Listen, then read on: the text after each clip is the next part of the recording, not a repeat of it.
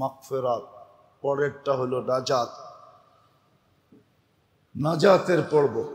আসেন আগামী শুক্রবার থেকেই কিন্তু এতেকাফে বসবে, আগামী শুক্রবারই। আসেন শেষ প্রসেস, শেষ পদ্ধতিটাকে ব্যবহার করে দেখি। শেষ পদ্ধতিটা, মানুষের দাবি যখন না মানে, সরকার প্রতিষ্ঠান না মানতে চায়, তো সর্বশেষ কি বলে, আমরণ অন্বেষণ শুরু করে, ঠিক না? মরণ পর্যন্ত, ঠিক না? হ্যাঁ, আল্লাহ তো মরণ পর্যন্ত করতে বলে নাই। আল্লাহ বলছে তুই 10 দিন কর। অন্বেষণ করা উচিত, আল্লাহর ঘরে নিজেকে আবদ্ধ করা উচিত, এতেকাফে বসা উচিত। ঘরালাদেরকে বলা উচিত যে ঘরে বসো, ঘরে বসো, ঘরে বসো। পুরুষ মসজিদে বসবে। আপনি বলবেন বাচ্চারা কি করবে? বলে এইটাই তো দরকার।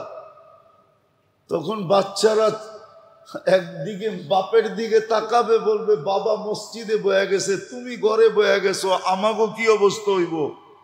যখন বাচ্চা হাউমাউ করতে থাকবে, তখনই উপর থেকে আল্লাহর রহমত আসতে থাকবে। শেখ সাদি রহমতুল্লাহ আলাইহি রাখছেন, নাইলে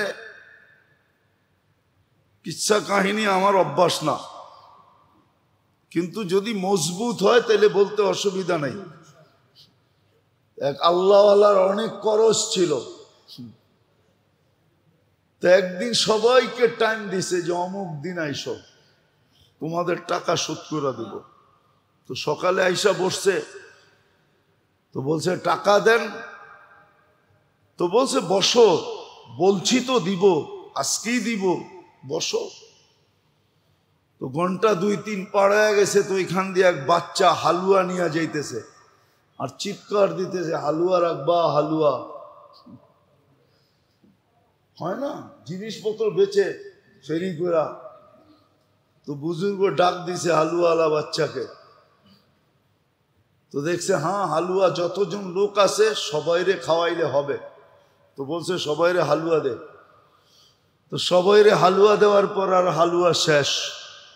এখন বাচ্চা বলতেছে টাকা দাও, টাকা দেন। আম্মা পাঠাইছে টাকা নিয়ে যেতে, হালুয়া বিক্রি করে টাকা নিয়ে যেতে।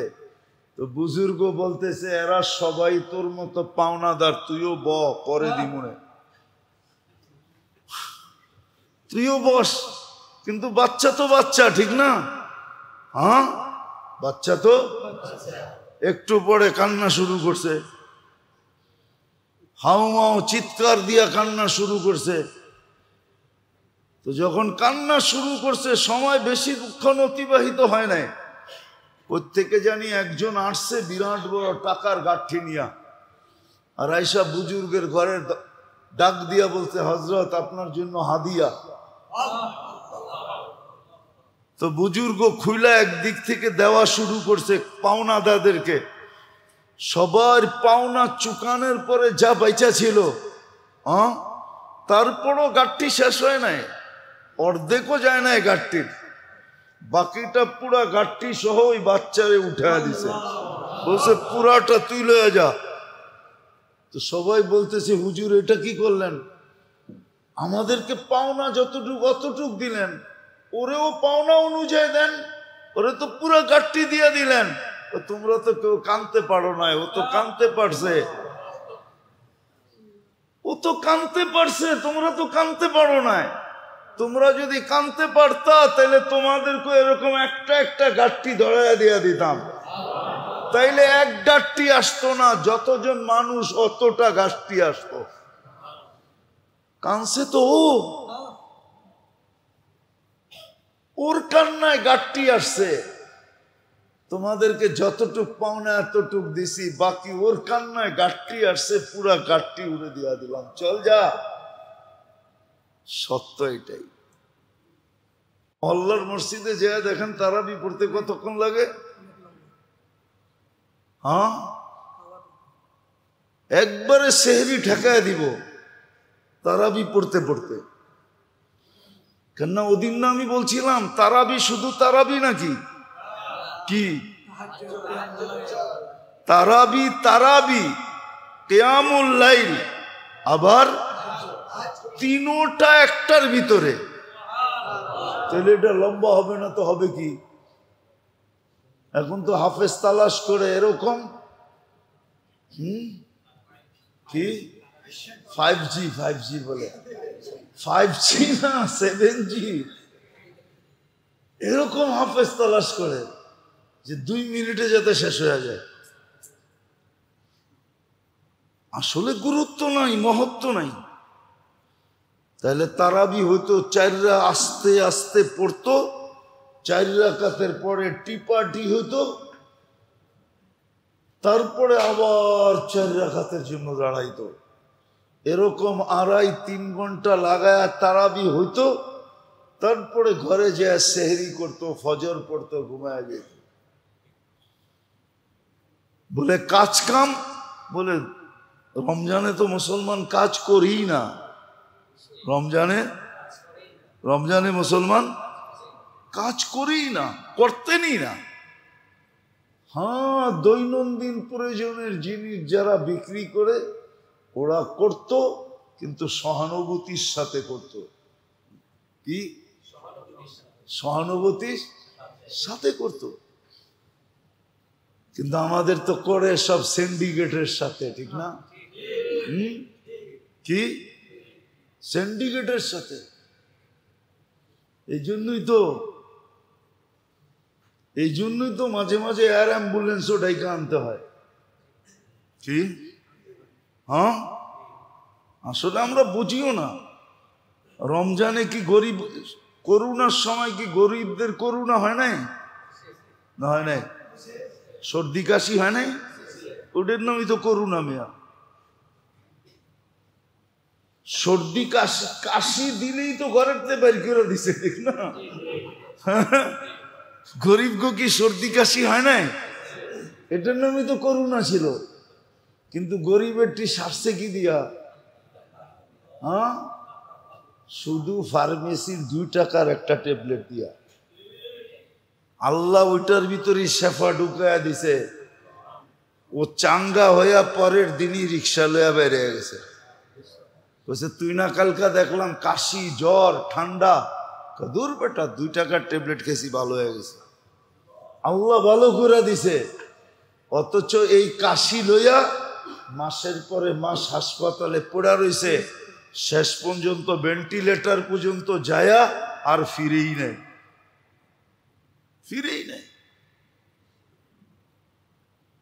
তো গরিবেরটা আল্লাহ এরকমই সারায়া দেয়, এরকমই সারায়া দেয়। সহানুভূতি যদি দেখাইতো তাহলে সবারটা এরকমই সারায়া দিত। তো যেটা বুঝাইতেছিলাম, আল্লাহর বিশেষ রহমতের ধারা, সবচেয়ে বড় নেয়ামত আমাদেরকে পাওয়ায় দিয়েছিলেন। কিন্তু চিন্তার বিষয়, আমি কতটুকু করলাম, কতটুকু রহমত নিলাম, এখন কতটুকু আমি মাগফিরাত নিতেছি, কতটুকু চাইতেছি। উচিত তো ছিল ইস্তেগফার পড়তে পড়তে গলা শুকায় দেওয়া। উচিত তো ছিল ইস্তেগফার এতটুকু করা দরকার ছিল। এতটুকু করা দরকার ছিল যে আল্লাহ যেন বলে আর কত মাপ চাবি, মাফ করে দিলাম। এতটুকু ইস্তেগফার করা দরকার ছিল। লম্বাও তো জরুরি না, শুধু আস্তাগফিরুল্লাহ বললেই হবে। এতটুকু বলা উচিত।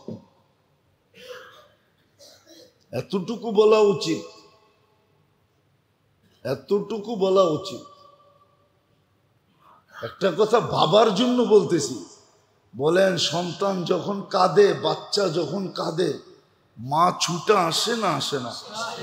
হ্যাঁ, যদি মা বাচ্চার কান্নার উপরে ছুটে আসতে পারে, তাইলে যেই আল্লাহ মায়ের চেয়েও, সমস্ত মাদের চেয়েও, মা বাবার মমতার চেয়েও 70 গুণ মমতা বন্দার সাথে রাখে, তো বন্দা আল্লাহর সামনে কানলে ছুটে আসবে না কেন?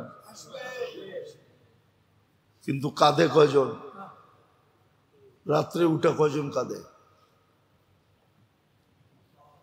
কয়জন আমরা কাঁদি? আসেন, মূল্যায়ন করেন। 17টা দিন এখনো হাতে আছে। 17টা দিন এখনো হাতে আছে। মাত্র শুরু হলো, 3 দিন অতিবাহিত হইতে চললো। তাহলে আমাদের ঘরের বাচ্চারা যখন কাঁদতো, তখন মা এতে কাফে, বাবা এতে কাফে, বাচ্চা কাঁদবে না তো কাঁদবে কে? তখন রহমত আমাদের ঘরের ভিতরে পড়তো। আল্লাহ আমাদেরকে বুঝার তৌফিক দে যে আল্লাহর বিশেষ রহমতের মাধ্যমে কত বড় নেয়ামত পাইলাম। আপনি কি চান যে 3 জন আপনার বিরুদ্ধে একমত হয়ে যায়? চান? হ্যাঁ, 3 জন যদি আপনার আমার বিরুদ্ধে একমত হয়ে যায়, আপনি বাঁচবেন কোত্থেকে? ও তো মেম্বরে উঠে বলছে যেইখানে বসলে কবুল হয়, কবুল। এই মেম্বার মামুলি মেম্বার না, এই মেম্বার এটা মামুলি না। হ্যাঁ, এটা ডাইরেক্ট সুইচ আরশের সাথে লাগানো। অনেকে ভাবে যে এই মেম্বার থেকে চিল্লে কি হবে, না, এই মেম্বার থেকে চিল্লায়া কি হবে ওটা আপনি বুঝবেন না, হওয়ার পরেই বোঝা যায়। যতক্ষণ পর্যন্ত না হয় ততক্ষণ পর্যন্ত ডাক্তারও চিন্তায় থাকে আসলে বাচ্চা না বাতাস। মনে হয় বোঝেন না, আসলে বাতাস না। বাতাসও তো পেট ফোটে, ঠিক না? হ্যাঁ, ডাক্তারও চিন্তায় থাকে। এই জন্যই তো 1 মাস পর পর চেক আপ করে। যেদিন একবারে কনফার্ম হয় যে না বাচ্চাই, ঠিক না? তো আরশের এই মেম্বরের সম্পর্ক আরশের সাথে। আপনি বলবেন এইখান থেকে চিল্লায় কি হবে, না হয় আপনি হয়তো বোঝেন না। এটাও আল্লাহ সাত্তারি করছে, এটাও আল্লাহ সাত্তারি, বোঝেন? লুকায়া রাখছে, লুকায়া। নাইলে তো আপনারা আমাকে কবে সাইজ করে দিতেন। আল্লাহ লুকায়া রাখছে। এইখান থেকে যে হয় এটা বুঝতে দেয় না, আসলে এইখান থেকেই হয়। তো যেটা বুঝাইতেছিলাম, আল্লাহর বিশেষ রহমতের মাধ্যমে সবচেয়ে বড় নেয়ামত আপনাকে আমাকে পাওয়ায় দিয়েছিলেন রমজান। কিন্তু চিন্তার বিষয়, আমি নিলাম কতটুকু, করলাম কতটুকু, কতটুকু নিতে পারলাম, কতটুকু করতে পারলাম, তাসবিহাত আমি কতটুকু পড়লাম, কোরআনের সাথে আমার সম্পর্ক কতটুকু হলো। কোরআনের মাস, তারাবি এই জন্য দিছিল যে 1 মাস কোরআনের সাথে আপনার এতটুকু সম্পর্ক হয় যেন কিয়ামতের দিন কোরআন আপনার বিরুদ্ধে না যায়। 1 মাসের সম্পর্ক দ্বারাও যেন কোরআন এতটুক বলে যে না আমার সাথে সম্পর্ক আছে। কেননা কোরআন যদি বিরুদ্ধে চলে যায় তো কিয়ামতের মাঠে আল্লাহর রসুলের চোখের পানি পর্যন্ত বেকার হয়ে যাবে। উম্মতের জন্য কাঁদবেন কিন্তু বাহির করতে পারবেন না। আল্লাহ বলবে কেন? বলছে কোরআন বিরুদ্ধে চলে গেছে। এই জন্য সুযোগ দিছিলেন আপনি 1 মাস যেন কান পাইতা কোরআন শোনেন। কিন্তু আমার জাতি তো 1 মাস তারাবি পড়ে না, 27 দিন তো পড়তে চায় না। মনে তো হয় না দোতলা ভরে, এখন ভরে ভরে না।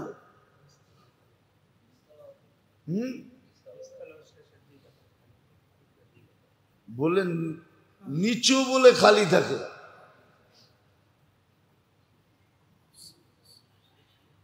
আফসোস আফসোস, কি জবাব দিবেন? আমি তো বলছি গত জুমায়, ওইটাই সত্য। 1000 বৎসর যাকে জীবন দিলেন এই উম্মতের, ওকে যদি বলে এক রমজানের হিসাব দেওয়ার আগে চল, বাকির হিসাব দিতে হবে না, তাহলে এক রমজান দিয়া 1000 বৎসরের হিসাব দেওয়ার পরেও আরো বিরাট বড় ঘাটতি থেকে যাবে, ব্যালেন্সে থেকে যাবে, বাইচা যাবে। ওই মাস পাওয়া দিছিলেন, মাত্র আজকে গেল 14 তারাবি হবে, মসজিদগুলা খালি, ফজরে খালি, তারপরও চান সুখে থাকতে। তারপরও চান সুখে থাকতে।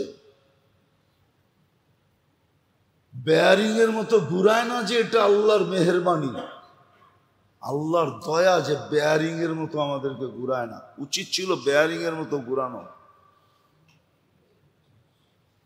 আগের জুমায় মনে হয় বলছিলাম যে 24 ঘন্টা ফ্রি সার্ভিস দিবে আপনাকে, বৎসরের পর বৎসর, দিনের পরে দিন, সপ্তাহের পরে সপ্তাহ, মাসের পরে মাস, বৎসরের পর বৎসর আপনাকে ফ্রি সার্ভিস দিতেছে। একটা মাস আপনার কাছ থেকে চাইছিলেন, আবার অঙ্গীকারও করছিলেন। এমন না যে আপনি দিবেন আল্লাহ কিচ্ছু দিবে না, বেলুও বাড়াইয়া দিছিলেন। দান সৎকা, আল্লাহর রাস্তায় সৎকা করার দাম দিয়া দিছিলেন, সবকিছুর বেলু বাড়াইছেন, একটা মাস চাইছিলেন। তারপরে এই দুরবস্থা, তারপরও চান সুখে থাকতে। টাকা সুখ দিবে, বাড়ি সুখ দিবে, বউ পোলাপান সুখ দিবে, প্রশ্নই ওঠে না। একটা মাসই তো চেয়েছিলেন। এই জন্য আসেন চিন্তা করি।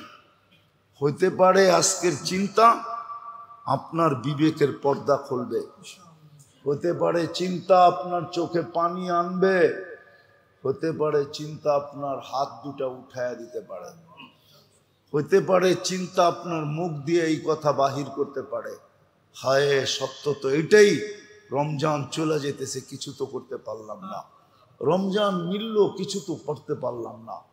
এই আফসোসটাও যদি আপনার মুখ দিয়ে বাহির হয়, আর যদি এটা গ্রহণ হয়, আর গ্রহণ হওয়ার অঙ্গীকার আছে, এই মাসে গ্রহণের অঙ্গীকার আছে, তাইলেও মনে করলেন ভাগ্য খুলে গেল, গুটি লাল হয়ে গেল, বেড়া পার হয়ে গেল, কিস্তি পারে লেগে গেল, জিন্দেগি বইনা গেল।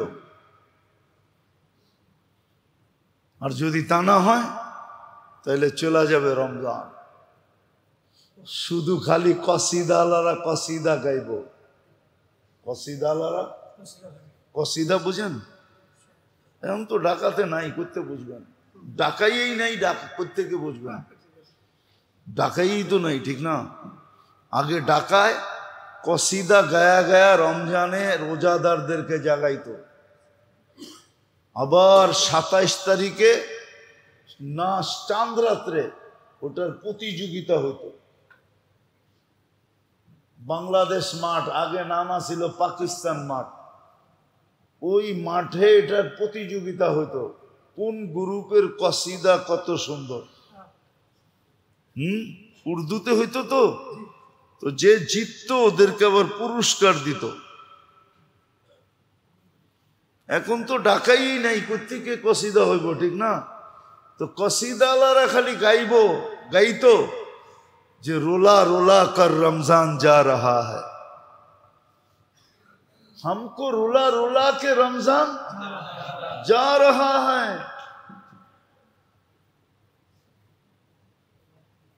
हमको रुला रुला के ना रमजान रो रो के जा रहा है আমাদেরকে রুলাবে না আমাদেরকে কাদাইতেই তো পারে না তাহলে তো কানতাম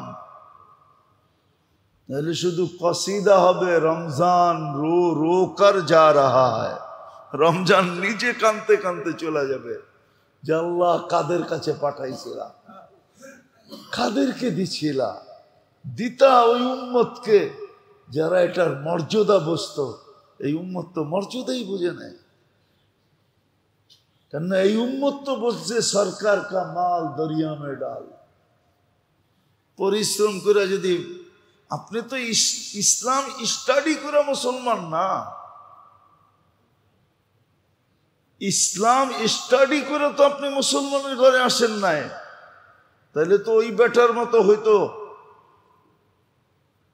যে সেজদার থেকে ওঠে না রুকুতে গেলে লম্বা রুকু সেজদায় গেলে লম্বা সেজদা তো জিজ্ঞেস করছি তুই এত লম্বা সেজদা করিস কেন আমি তো নব মুসলিম আপনারা তো পুরান মুসলমান আপনাকে রিপ্লাই খুব তাড়াতাড়ি আসে অনেক দিন থেকে সম্পর্ক না আপনারা রুকুতে গেলে দেরি রিপ্লাই আসতে দেরি করে না আমি তো নতুন মুসলমান আমার রিপ্লাইটা আসতে একটু সময় লাগে কেননা আমি তো নতুন নতুন পরিচিত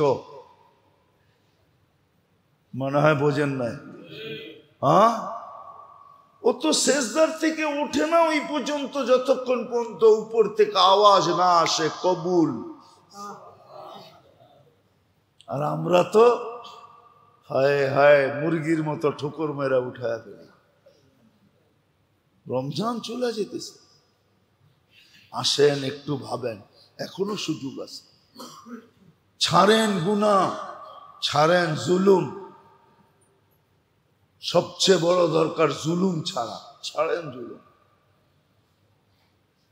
আপনি জানেন না এই কোথায় যায় বাড়ি খায় এর প্রতিক্রিয়া আপনার উপরে কি পড়বে বা কি পড়তেছে এটা আপনি জানেন না আমার সমাজ জানে না আমার জাতি জানে না যদি জানতো তাহলে কমসে কম সাধারণ নিরীহ মানুষদের উপরে জুলুম করতো না এই রিকশাওয়ালা এই সবজিওয়ালা মহল্লায় 10-15-20 জোড়া জুতা লয়া বইছে যে দেখি 20 জোড়া বেচে 200 টাকা হয় কিনা না বসে না ওর কাছে এসে চান্দা চায় মানুষ নাকি